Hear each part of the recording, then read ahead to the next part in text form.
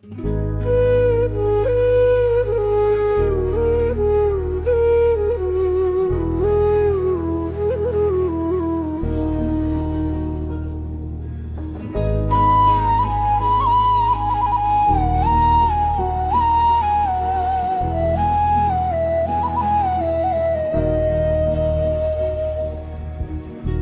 vegeriyam te bibînim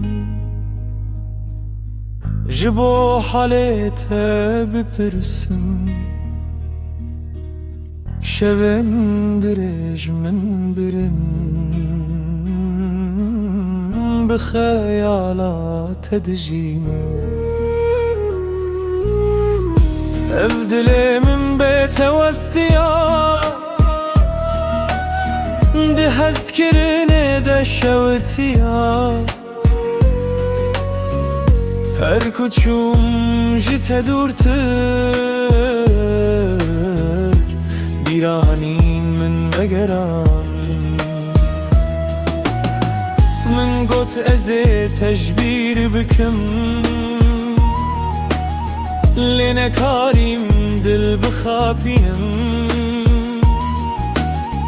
Bi hesreta te dijîm roj û şev li benda temam bêden.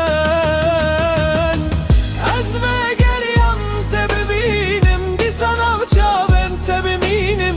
Ji bo evîna ku winda bû dîsa bi te re dest pê bikim. Ez vegeriyam te bibînim dilê min ji bo te dibêje.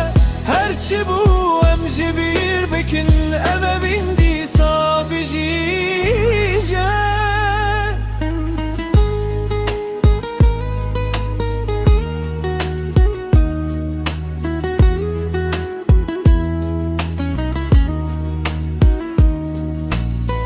Em şevên me yên xweş winda kirin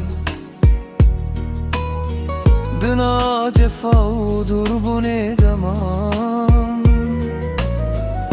Roj derbas bûn wekî xewin lê vîn nemir li min man.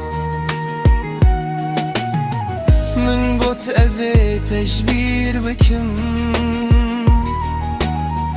lê nav dilê min te dîtim.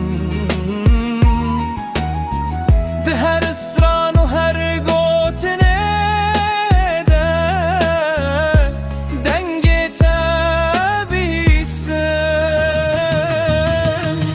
Ez vegeriyam te bibînim dîsa nav çavên te bimînim. Ji bo evîna ku winda bû dîsa bi te re dest pê bikim. Ez vegeriyam te bibînim gilê min ji bo te dibêje. Herçi bû em ji bîr bikin ev evîn dîsa bijîje. Heke tu jî hîn min dixwazî were em ji nû ve rabeşîn. Bila şevên tarî biborîn bi evînê dîsa bijîn.